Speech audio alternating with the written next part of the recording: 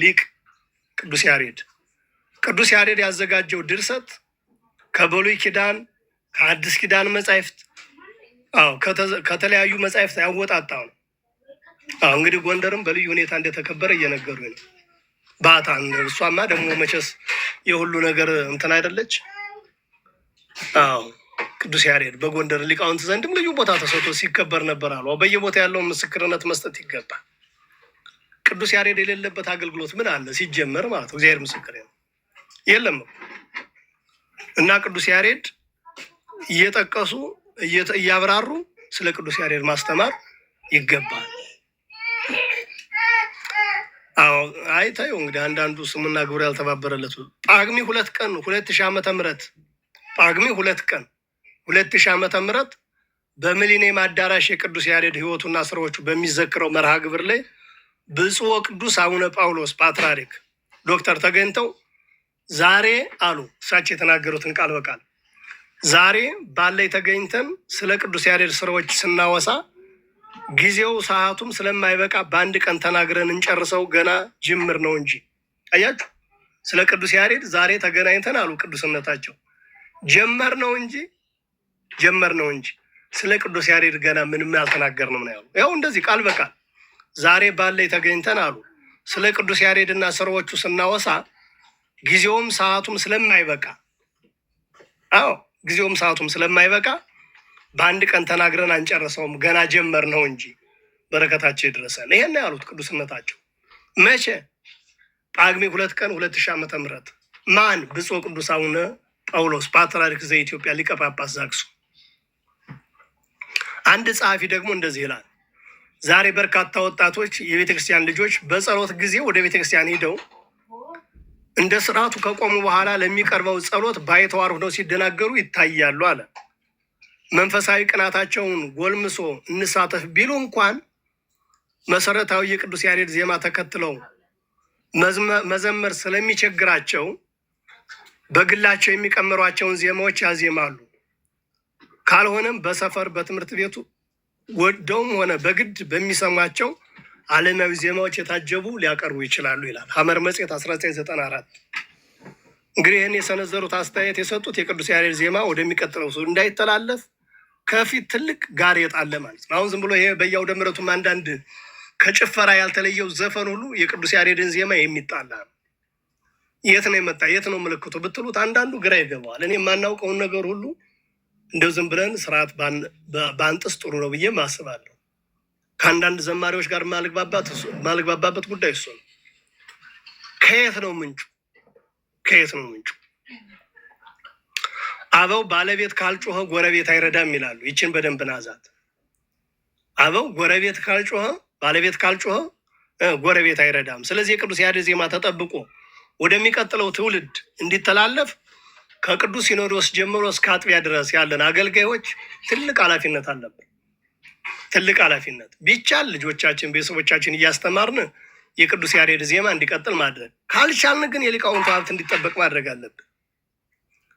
አሁን መዝሙርም ሲዘመር አይ ይሄ እንደው በቃ ማለት አያስጨፍር ማለት ምንድን ነው አያነቃቃም የሚል ስብከተ ወንጌልም አለቃም እንሰማለን። እነዚህ አይነት ሰዎች በእውነት ምን አይነት ድንቁርና እንደለበሳቸው ነው ያላውቅም። መዝሙር እኮ ማዘለል አይደለም አላማ፣ ማስጨፈር አይደለም የመዝሙር አላማ።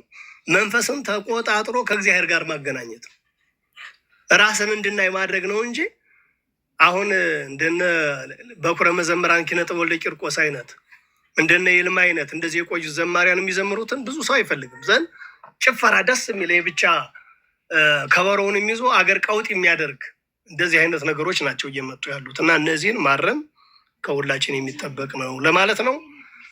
ለዛሬው ማስተማሪያ የተጠቀምኳቸውን መጻሕፍት ልንገራችሁ።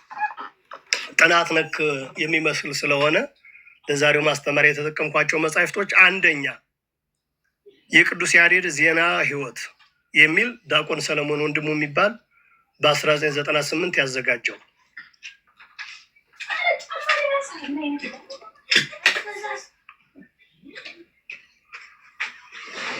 እሺ ቀጥሎ ደግሞ ያሬድና ዜማው የሚል ሊቀ ካህናት ጦመ ልሳን ካሳ።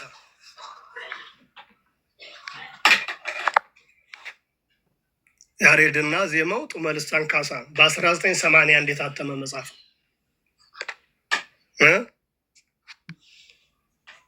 በ19 ስንት አልኳችሁ? 81 የታተመ መጽሐፍ ነው።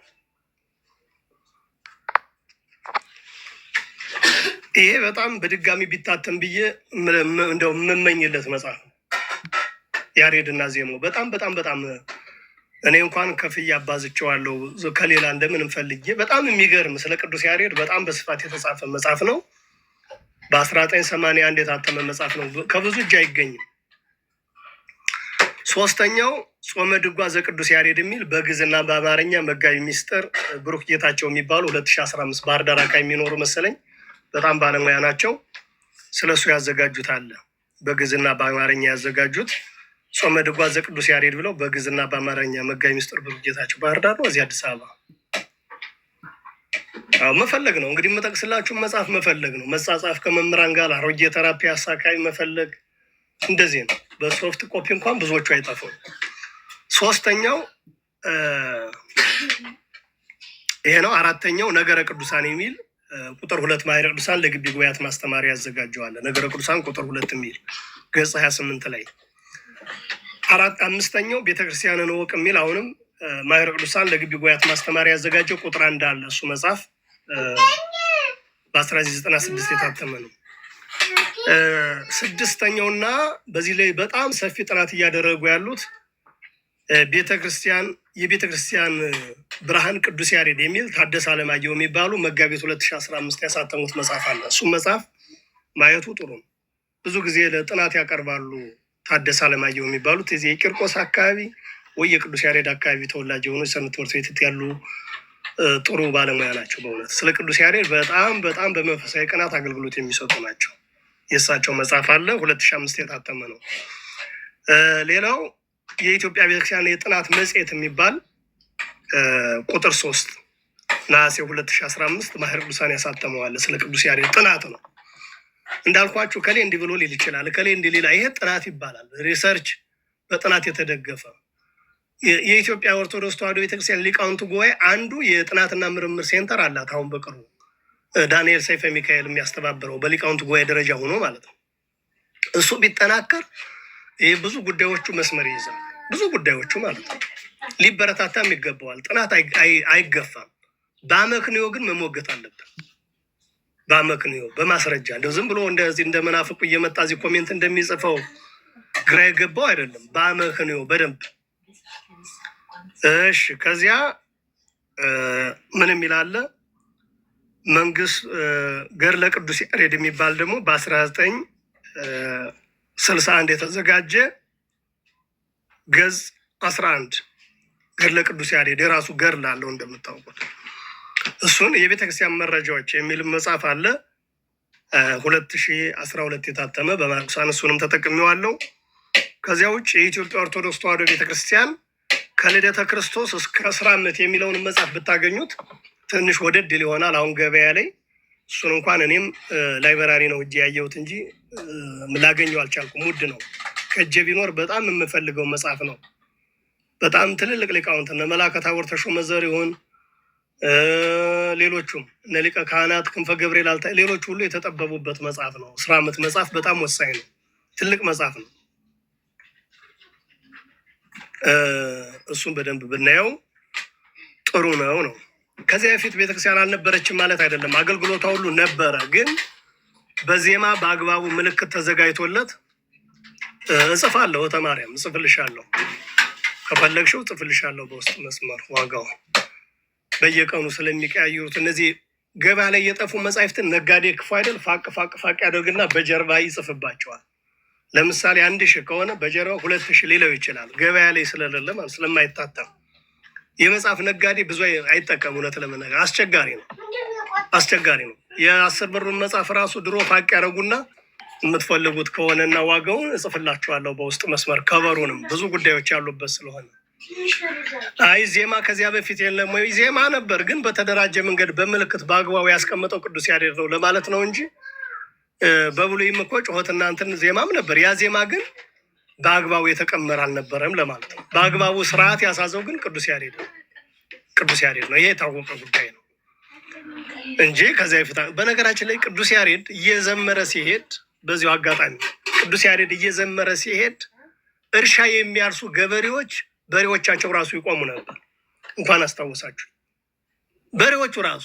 ከዚያ ቅዱስ ያሬድን በጅራፍ ይገርፉታል። እንዴ ይሄ ቦዘኔ እሱ በያርስ እንኳን ደግሞ እንደዚህ እያዜመ በሬዎቻችን ያቆምብን አንዴ በጅራፍ መምህራን አይወጡበት አካባቢ ብሎ ቅዱስ ያሬድ ደግሞ ተዚህ አካባቢ እስካሁን መምህራን የለም።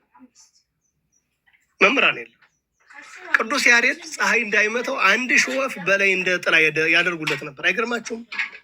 1000 ወፍ ፀሐይ እንዳይመተው እንደዚህ እንደ ጥላ እንዴ! የቅዱስ ያሬድ ቅድስናማ ምኑ ተነግሮ ያልቃል? ፀሐይ የመተው ውሃ ሲጠመው ደግሞ አለቱን በስመ ስላሴ ሲለው በወጌልና ምንጭ ይፈልቅለታል። ከዚያ ይጠጣል። ጊዜ ስለሌለኝ ነው እንጂ ስለ ቅዱስ ያሬድ እንግዲህ እግዚአብሔር ከፈቀደና ማታ ሰዓት ካላጠረኝ ማታ ደግሞ ቀሪውን ከልስላችኋለሁ። ግን ስለ ቅዱስ ያሬድ በስፋት መነገርም መሰበክም መዘመርም አለበት። ለምን? የቤተ ክርስቲያኒቱ መብራት የበሯ መክፈቻ ቅዱስ ያሬድ ስለሆነ ማለት ነው። ለዚያ ነው እነዚህን ሁሉ የሶርስ መጻሕፍቶቹን ስካን አድርጌ አስቀምጥላችኋለሁ። ቴሌግራሙ ላይ አሁን አስቀምጥላችኋለሁ። ባጽፉትም ችግር የለም። ከዚያ እናንተ ትፈልጋላችሁ ታነባላችሁ። ሶፍት ኮፒዎች ካሉ ሸር እናደርጋችኋለን። ሰው ሲገኝ ደግሞ ወሳኝ የሚባሉ በተለይ ያሬድ እና ዜማው የሚል ሊቀ ካህናት ጦመ ልሳን ካሳ የእሳቸው መጽሐፍ በቅርቡ ይታተማል እንደገና ተብሎ እየሰማው ነው። ከታተመ እንደሱ አይነቱን ማወቅ ያስፈልጋል በእውነት። ከዚያ ውጭ ግን ይሄ ለምን ሆነ፣ ይሄ እንደዚህ እንዴት ሆነ፣ ይሄ ለምን ሆነ የሚለው መች ካልዋሉበት እንዴት ይደረግ? ሰው እኮ ሲውልበት ነው። የሙያው ባለቤት ሲሆን ሰው ይደሰታል። ሙያ ከሌለው ሰው እንዴት አድርጎ እንደ ቅዱስ ያሬድን ለማወቅ እኮ ቢያንስ በቅዱስ ያሬድ መስመር መጓዝ እንደ እኛ ራሱ መች ደረስንበት? ነገርኳችሁ አይደል እንደ እኔ ቤተልሔም ሂጄ እኮ አይምሮ በላይ ነው የሆነብኝ። የድጓ አድራሾቹ የሚቀርሙ ሊቃውንት ያሉበት እና ይህን ታላቅ ሊቅ ቤተክርስቲያን የምታስብበት ሰዓት ነው። በኢትዮጵያ ቤተክርስቲያን ቅዱስ ያሬድ እንደ ቅዱስ ዮሐንስ እንደነ ኤልያስ እንደነ ሄኖክ ተሰውሯል ብለን ነው የምናስተምረው። ትምህርታችን ይሄ ነው። አንዳንድ መጻሕፍት ጋራ አረፈ ሊል ይችላል። አረፈ ማለት ግን ተሰወረ ነው ብለው ተርጉመዋል ሊቃውንት የሚሉ አገባቡ። አሁን መጻሕፍት ዝም ብሎ እንዳገኙ እንደ ባቄላ እንደ ጥሬ አይቆረጠም። ይሄ ሲል ምን ሊል ነው ብሎ ሊቃውንቱን መውሰድ ያስፈልጋል፣ መጠየቅ። አዎ በዚህ ተወለደ በዚህ ቀን አረፈ የሚል ታገኙ ይሆናል። በ571 እንደዚህ አረፈ ምናምን ሊል ይችላል። አረፈ ማለት ግን ተሰወረ ማለት ነው ብለው ሊቃውንት ወስደዋል። አይ ይሄን አልቀበለውም፣ ሌላ ጉዳይ ነው። እኔ የምቀበለው ይሄን ነው። ፈርዘር ጥናት ይፈልጋል። እንደዚህ ማለት ይቻላል የራሱን ሰው። ምክንያቱም ለምን ይሄን አላደረክም ተብሎ ሰው ፈልጣለሁ ቆርጣለሁ አይባልም። ትምህርቱ ግን ይሄ ነው። ቢያንስ እኔ አሁን ካየኋቸው 15 መጻሕፍት አሁን ቅድም የነገርኳችሁ ላይ ያገኘው ትምህርት እሱ ነው። የምናስተምረውም ይሄ ነው። የተማርነውም ይሄ ነው። ያስተማረን የመከረን የቅዱሳን አምላክ እግዚአብሔር ክብር ምስጋና ይድረሰው። 20 ደቂቃ ወስደናል መሰለኝ። ያው ዓመታዊን ታሪክ ስለሆነ ነው እንጂ ብዙ መቆየት ፈልጌ አይደለም። 1 2 መዝሙር ግን ብንዘምር ጥሩ ነው።